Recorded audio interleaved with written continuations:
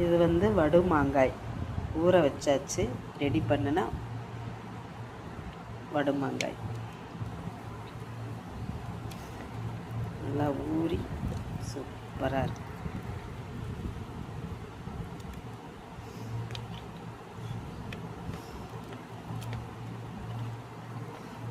தெரியுதா சுருங்கியிருக்கா?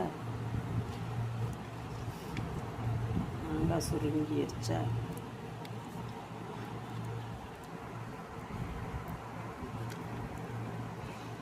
வடு மாங்காய் சுருங்கி